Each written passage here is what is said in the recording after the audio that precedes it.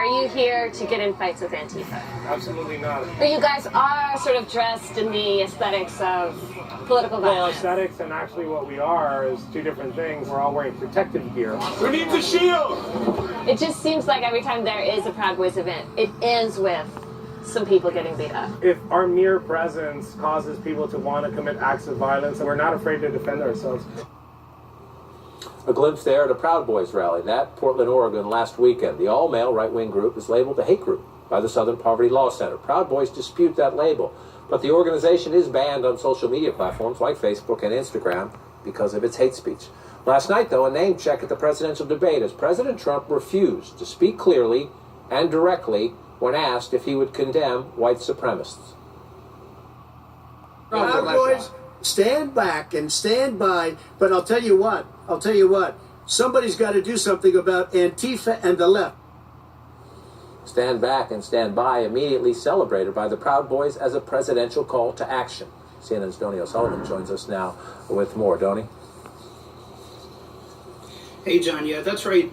Members of this violent right-wing group, the Proud Boys, taking the president's words last night really as an endorsement, seeing it as the president essentially calling on them to help him. I want to show you, John, some of the messages the group were posting online right after the president appeared to praise him last night. One shows the Proud Boys logo with the president's words, stand back, stand by, emblazed across it just like a slogan.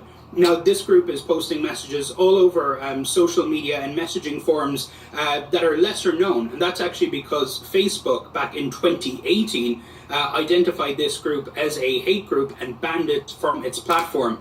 I want to show you also what the head of the Anti-Defamation League said about this last night. The head of the ADL, he said, "It's astonishing that when asked a simple question, will you condemn white supremacists, POTUS responded, the Proud Boys should stand back and stand by. Trying to determine if this was an answer or an admission, POTUS owes America an apology or an explanation now."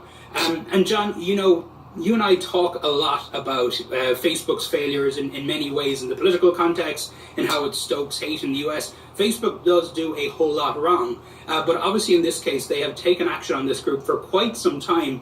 And you know, I think this underscores one of the big problems here. Even when a company like Facebook tries to step up to the plate, identifying this group as a hate group, taking action against them, you have the President of the United States on the biggest stage in the world giving that group a shout out. John? Giving that group a shout out is right, Donnie O'Sullivan. Appreciate it right there. Just want to note, our reporter's asking Tim Scott. He's the only black Republican senator